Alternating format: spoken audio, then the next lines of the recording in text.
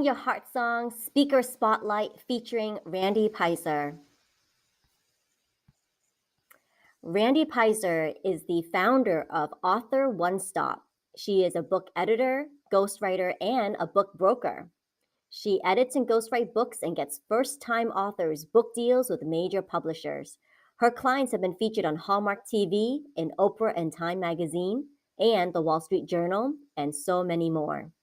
She is also the author of Crappy to Happy, as featured in the movie Eat, Pray, Love, another book called The Power of Miracle Thinking, and the Write a Book program. For more information, please visit www.authoronestop.com.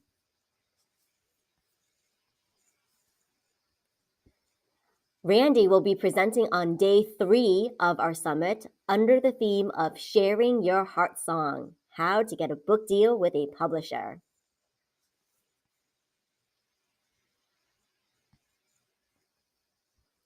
Randy has this to say: a book is more than a bunch of words on a page. It is your dream. It is my role to help you birth your dream.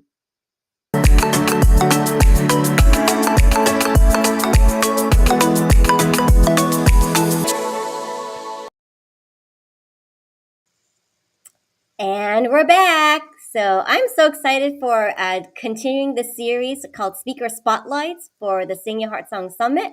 So every day, all month long, Monday through Friday, you can count on us to show up at 11 a.m. Eastern and bring to you all of our amazing, wonderful speakers that will be presenting at our Sounds of Summer Sing Your Heart Song Summit. And so it is my pleasure to introduce you today, Randy Peyser. Ta-da! Hi, Olivia. Hi, everyone. I have to show you what I've brought for summer. So, of course, we have to have a mermaid. Got my mermaid right here. And there are a couple of objects that have traveled with me throughout my life for many, many years. And one is a magnificent Nautilus seashell. Oh my goodness, that's so beautiful. Yeah. Yeah. And then the other thing, now this is something that I actually found on a beach in Cape Cod in the 70s. And it's one of the most magnificent shells I've ever seen. I mean, it's got this like solid base. I've never seen a shell that built itself this way. And that is beautiful. I love it. Layers. Yeah. Yes. So it's survived 1970s till now. It's vintage. Yes. I was out of college and living on Cape Cod and just found it on a beach and went, wow. And I love nature. I love nature objects. And so they've traveled with me through many houses and many incarnations of self. That is fantastic, Randy. Thank you so much for sharing. Thank you so much for playing along and with the whole beach and summer theme. I love the mermaid. Is that something that you created yourself? No. Very dear friend of mine, Jill Lublin, gave it to me as a present. Oh. Yeah, but I like her. Yes, I know of Jill. I've seen her in all the social media channels, and so she's very prolific. So that's amazing that you guys are wonderful colleagues. So excellent. Yes. Excellent. Thank you so much. And I know it's pretty early for you, so I just want to make sure that you're for our live stream. I say I'm a perky morning person, and I kind of percolate. So it's all good. That's what I love about this virtual summit, that, we can draw in together people from all parts of the world, all different time zones, and use this technology, right, to connect. And I feel like I'm just sitting right next to you. But I do want to make sure you're awake. And so what I do as a laughter yoga teacher is, teach you to wake up with laughter. Okay. You're going to teach me how to wake up, Olivia? Yes. Okay. Okay. I'm ready. You're ready? Okay. All of you watching, play along. If you need a little bit of a boost right now for your morning, play along. But we're just going to, let's rub our hands together first, get that energy going. And watch me first, because it's going to be some phrases that we say with some hand motion. So it's I'm alive, alert, awake, enthusiastic. Okay. You ready, Randy? I'm ready. Okay, here we go. I'm alive, Alive, alert, alert, awake, awake, enthusiastic. enthusiastic. Woohoo! Now, see if you can do it faster. Okay, ready? 1, 2, 3. I'm alive, alert, Alive, awake, alert. enthusiastic. Woohoo! I'm alive, alert, awake. Alive, awake. We are letting our inner child out to play, our inner children. I love it. I'm all about whimsy. I love it. Thanks, Randy, for playing along.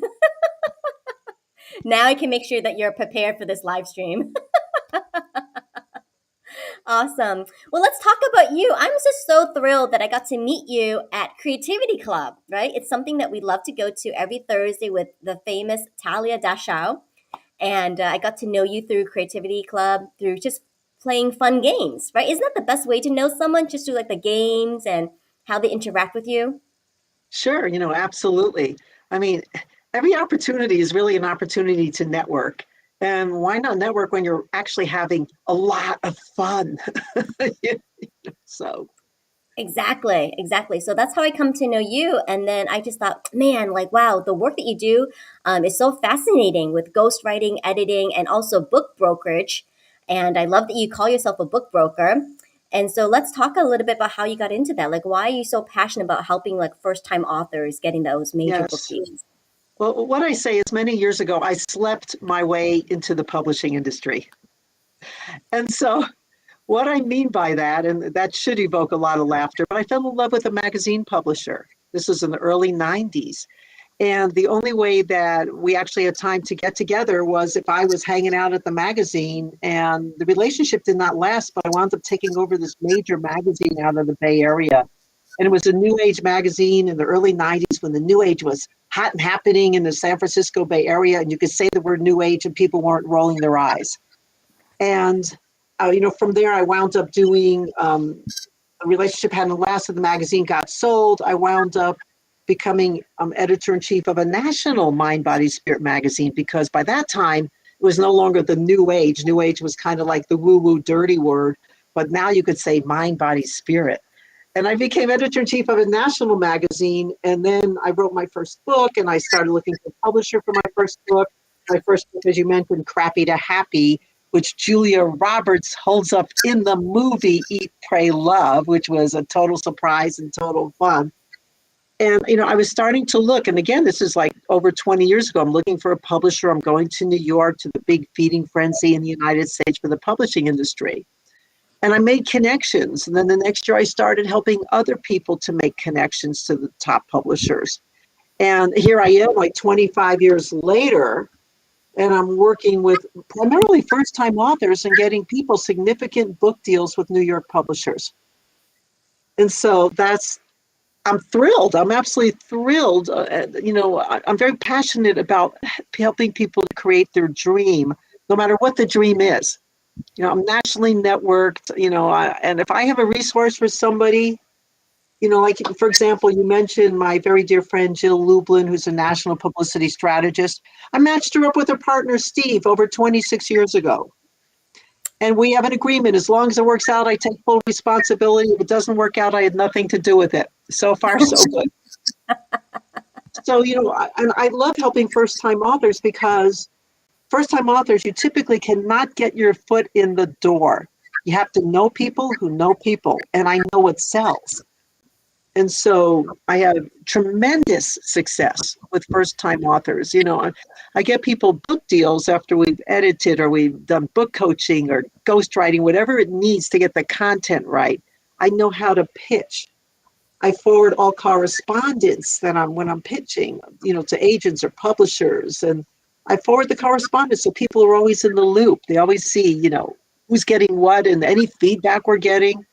And I'm just very, very successful at it because I really understand what publishers buy. Exactly. That is awesome. If you're just tuning in now, this is what we like to call the speaker spotlights. It's a preview of all the amazing speakers that will be presenting at the Sing Your Heart Song Summit. The dates of the summit will be in July. July 19, 20, and 21. So mark your calendar. It's down below. And drop us a comment. We'd love to hear from you. If you've got questions for Randy, put them in the comments. We would love to answer questions and connect with you as well. And one thing I do have to say, Randy, is that you have just an amazing Rolodex. I think just from the industry that you're in, all the connections you Yes. make, your Rolodex is so vast. And even if you are not, you know, connecting someone for a book deal, I mean, you've got some amazing connections. I mean, you've connected me with some other Yes. famous people as well too. So I think I love that you're just a social connector and you pay it forward. Like you're really good at that. Oh, yeah, I pay it forward and I play it forward. I mean, I just do it because it's in my heart to do that. You know, and I love it. I just love contributing to people's success. Like, you know, recently a man on LinkedIn said, well, why are you contacting me? I'm not interested in book stuff. And I said, well, what is it you're looking for? And it turns out he has a new clothing line and he's trying to get into like a major retailer. Guess what? I have those kinds of connections. You wouldn't know that. You know, I'm just vastly connected across many industries. So Yeah, like, you know, film, for example, you know, I'm doing a whole new thing with film now because I've got some amazing connections for people who want to write screenplays that actually get considered by producers. I have a new connection to a new streaming service, but they're not newbies behind it. They're major producers whose names you would know. I mean, so I've got some wonderful connections across many industries, and I just love to be, you know, the connector who helps people. love it. I think we're going to make a new book. Play it forward. Play it forward. I like that. And oh, look, we have a surprise visitor. Hang on. Ta-da! Hey, Steph. Hi, hi, surprise Hey, visitor. Olivia. Hey, Randy. Steph, thank you so much for coming to join me. Steph is my wonderful co-host of the Sing Your Heart Song Summit. And so Z is here now. So yay! Thank you, Olivia. You're welcome. Well, talking about playing it forward, I don't know anyone else who loves to play it forward more than Steph. I'm going to challenge you on that. Oh, okay. I am going to definitely challenge you. I am a play person. You know, I take comedy improv classes. I play many instruments. I do a lot of art. So, you know, I think we're kind of well matched, Steph. And I write books. I mean, you know, so I'm Awesome. all about play and whimsy. And you've got a very playful background behind you. So Yes. Thank you. So what's the game you want to play now? Challenge accepted, Randy. Okay. I want to give you an example from a comedy improv class that I just took. Well, I've been taking the class for a couple of years, but we play this incredibly fun game. And the idea is to make a ludicrous proposition and defend it. Can we play this? We can. Yep, you're Okay. spot. There we go. You go first. Okay, so I'm gonna. Okay, so let's see. I firmly believe that dusting and vacuuming needs to be outlawed. The reason being that so many of us have turned to technology and we're not connected with nature. We're not connected with our roots. Our feet are not touching the ground. And if we allow dust to accumulate on the ground in massive amounts, then we can start connecting with the earth and our roots in our home. Don't you agree? And so the second part of this, and the second and final part of this ludicrous proposition challenge is for you to question me and challenge me about my proposition. And I have to defend it one more time. challenge you on your proposition. Yes. How do you? What about those people who have allergies? The dust It's, and you know, it's a brilliant question, but what they don't understand is that the homeopathic principles are at work. And so the more dust and dirt you're inhaling in your lungs, it'll actually increase your capacity to breathe better in the long run. so basically we're inoculating ourselves by having Yes, by right. microdosing on dust and dirt for the good of the planet and of all people everywhere.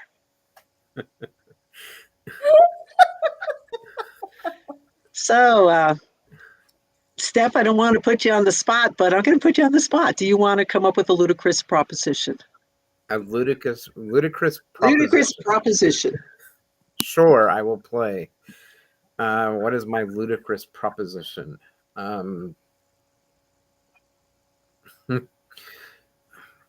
Price tags should be done away with. So when you go into the store, you get to set the price because the value is in the eye of the beholder. And when there are enough people who set the price, in fact, some bands like Radiohead actually have done this, where they publish music without a price tag. And while the publishing industry, the music publishing industry specifically, said it would never work, it actually did work because they trusted their audience to support them in by giving what they felt their music was worth. Well, I understand the proposition, but don't you think, Steph, that since we're doing away with prices, it makes sense to just go to a barter system entirely so people could trade tangerines for cars? We could trade tangerines for cars. And imagine Yes. how many tangerines you would have to trade in order to get a car. You would have to have a truck or a semi-truck in order to make a fair trade, at least in some people's perspective. But who is determining fair? Isn't the quality of one piece of fruit valuable? It certainly is. And who's to say that, it might be the nectar of the gods, that you could Right. have that piece of Oh, fruit. yes. So you're actually trading a car for nectar of the gods. Perfect. I don't know. You could create a whole nectarine monopoly there Yes. and overthrow the nectarine gods. Good. Challenge well met. Very nice. And so if we actually did away with price tags, it would actually open the door for barter systems to happen, for the nectar of the gods to be more fairly traded, and for people to be to create more harmony and unity and equanimity. There you go. Yay. I'm gonna play. Hang on. I've got a proposition. Okay. Here we go. So I propose scratch and sniff menus. And did you know that by having a scratch and sniff menu at all restaurants, you will decrease obesity? Science shows that just simply smelling a plate of food will enhance your dopamine hint, open up those olfactory senses, and thereby bypassing the need to have to eat simply through your sense of smell. So, scratch and sniff menu. Imagine you can sniff the macaroni and cheese, the smell of hamburger, lasagna, without ever having to touch your taste buds. That is my proposition for today. It's a brilliant proposition. But how do we account for all of the hands of little children who we know are going to scratch and sniff every single item on the menu after they've had their finger up their nose? Aha! We'll make a seal cover. Ah, Aha! We'll make a brilliant kids proposition. menu. The kids menu will have their kids version so they can sniff and scratch all day long, wherever that may be. And Very adults good. version too. So a counter to that proposition, isn't it true that when you have these scratch and sniff menus, that the aroma that it produces dissipates over time? And so how would you be able to replenish the scratch and sniff menus in a cost-effective manner? It's very bio-friendly. The scratch and sniff menu is made of wool that you can diffuse with drops.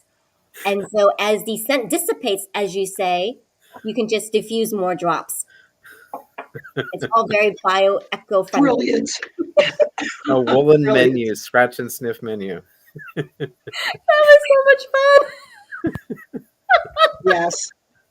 Randy, this would be a great book, right? Just a book of ludicrous propositions, That's a funny idea. I like it. proposals and challenges. That is so awesome. Wonderful. Yes. And Yes. you guys watching along are commenting. So please comment away. If you're watching this on replay later, comment away. Keep the conversation going. Share with us your ludicrous propositions, and we may challenge you. So, Or in the comments, the commenters can challenge one another on those propositions as well, correct? indeed, indeed, indeed. All right. Well, that took a little bit of a downturn, but that is why we love to go live. We just love to go live and be spontaneous and see, just be off the cuff, right? Be in the present moment and playing along. Let's get back to our topic, though, about heart songs. And so, Randy, have you had time to percolate on your heart song and the definition of heart song for you? Heart song means many different things to me. Heart song is coming from a place of passion no matter what I do. And I have a motto that I created many, many years ago for myself, which is I succeed because I do what I do and I don't do what I don't do. If I do something and it happens to turn out great, wonderful. If not, it's all an experiment. And I created a little song with it. I used to, I have this joke. I say I have 17 drums, and for some reason, my neighbors still like me. But, and I used to play on the drums, and I would chant, I succeed because I do what I do, and I don't do what I don't do. I succeed because I do what I do, and I don't do what I don't do. Here's what I do. And then I'd like smash away on drums. But it's all an experiment, the art, the books, whatever. If I create something I like, wonderful. And if not, it's just an experiment. It takes that sense of self-censorship out. We don't need to be judging ourselves and our creativity. Just really have fun. Like one of the things that I do a lot of speaking about how to get a book deal with a publisher, a tremendous amount of speaking. And one of the things that I realize that I like to say is, that which is seeded in joy can only result in joy. So people are struggling to write a book, or they've hit some hard times or whatever, but it just seems like, oh, it's a drag. It's not joyful. It's not going to result in joy. When I wrote Crappy to Happy, my first book, every word I wrote in that book came from a place of, oh my God, this is so fun. It's deep, it's meaningful, but it's fun. And so that which is seeded in joy will only result in joy. And what happened? I found a publisher for my first book, and it winds up in the movie with, in Eat, Pray, Love with Julia Roberts in the bookstore scene. I had no idea. I'm sitting in a movie theater opening night of Eat, Pray, Love with a circle of girlfriends. We had gone out to dinner and, hey, let's go see the chick flick. And there's Julia Roberts, picking up my book in a bookstore scene and buying it. It gets a big audience laugh. And I was, just blown away. I had no idea. I love that idea that what is seeded in joy will result in joy, because, we all have seeds of greatness within us. And I think that's, as you say, Randy, that is a reflection of our heart song. So if we tune into our heart song, tune into those seeds, they can blossom and bear fruit of joy, of creating what we Yes. want to be creating. If I were to go out into the garden or the orchard or whatever and pull a plum off the tree and plant it, it's not going to blossom and bear peaches or nectarines or bananas. It's going to, that seed will remain true to what it is. So if we have joy planted, grounded, then it'll become it'll bear the fruit of joy as long as it's nurtured. Yes, but let's talk about for people who are not feeling joy, and to try to create joy just feels very inauthentic. And so, I went through a dark night of the soul period. A long time ago, many years ago. It was just filled with lots of loss. Magazine got sold. All of a sudden, my identity as this big editor-in-chief of a big magazine, disappeared. A relationship disappeared. A lot of loss. And a lot of those times can lead to what's called, the dark night of the soul. And I have this joke, which is, why do they call it a dark night of the soul when it's never one night? I mean, shouldn't it be called the dark year and a half of the soul? But there was one question, and this is a question that has helped me and has helped, I believe, hundreds and hundreds, if not more, thousands of people. And the question is, what is the most loving thing I can do for me right now? So when I was in the dark night of the soul experience, and I asked, what is the most loving thing I can do for me right now? I'm just listening to my own inner dialogue. It was self-inquiry, and I'm hearing, do the dishes. Later on, take a walk. Lie in bed and cry. Whatever it was, until one day I heard, sit. Okay, I sat in the middle of my carpet at a time when I really could cross my legs because I was younger, sitting on the floor. And, I asked, what's the most loving thing I can do for me right now? And I kept hearing, sit, do nothing. And so I lit some candles because I figured, it's not like breaking a rule. And I would sit with these candles. They were little candles, but I would sit with them. They were actually Hanukkah candles. And I would sit with them until they burnt out, which was an hour and 20 minutes. So I'm sitting with these candles and for 2 weeks. And because that's all I'm hearing is sit, do nothing. And then I started thinking about my life, and I just started writing little stories. And within a month, I had 100 pages. And I thought, I think I'm writing a book. But if I'm writing a book, what book is this? And it turned out to be my first book, Crappy to Happy, which led me to helping other people, which started my whole new direction in life. So, to now, here it is, over 20 years, 25 years later, and I have like a ton of successes in helping other people, especially first-time authors, get book deals. That's awesome. My authors have wound up in Oprah Magazine, Cosmo Magazine, Time Magazine, FedEx office stores, airport bookstores, Hallmark TV. One's recently been optioned for Hollywood film. I mean, first-time authors, some six-figure deals. I mean, just amazing. So by asking yourself that question, what's the most loving thing I can do for me right now? You are tapping into your own truth, and that will lead you.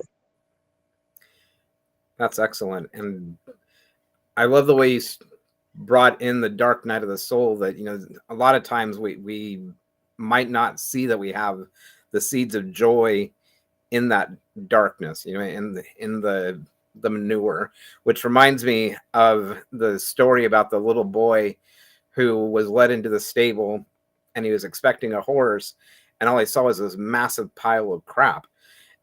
And he brings out a shovel and he starts digging excitedly, and his friends ask him, "What are you doing?" And he's like, "Well, with this much crap in here, there's got to be a horse as well." So, we can either see the horse, the possibility of that horse, or we can see all the crap that surrounds that horse. Yes. And similarly, I went through a very dark night of my soul, and like you said, it was not just a dark night; it was at least a couple of years, and it was really hard for me just to continue on. But when I started to tune in, like you're saying, sit, listen to yourself, listen to the heart song that's playing within, that darkness began to dissipate, and the light began to enter. And so I went from a really dark place to a really bright place over time. One of my favorite quotes that just came, like a personal download that came out of me in Crappy to Happy is, sorrow digs the well and joy fills it.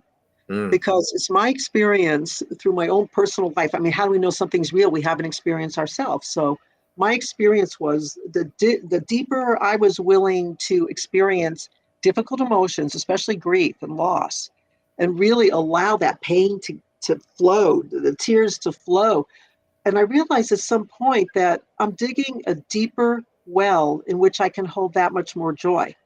And it became apparent to me that if people just want to stay on the surface and not really, experience the full range of emotions, especially the difficult, painful ones, they'll never be able to access the greatest joy because I became a container in which I could hold that much more joy because I had dug the well. Absolutely. That's a great perspective. Oh, so many Randy-isms today. I was trying to keep up. Yes. Thank you, Randy, so much. It's such a pleasure getting to play with you today and to see all of your playful talent, singing. Well, it's funny. Improv. I sing two notes really well. So while I'm singing, see if you can hear them.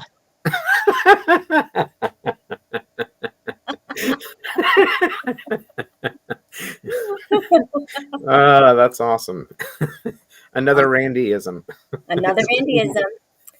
So thank you so much for all of you tuning in to watch this speaker spotlight. So again, Randy will be presenting on day 3 of our summit under the theme of sharing your heart songs. So be sure to listen in and find out ways that you can, live out your story through books. And, please get in touch with Randy. This is her contact information right here. I'm going to pull it up again. But follow her at Author One Stop. That's it, author1stop.com. So get to know Randy ahead of time. And be sure to mark your calendars for July 19, 20, and 21. And we'll see you then. Bye, everyone.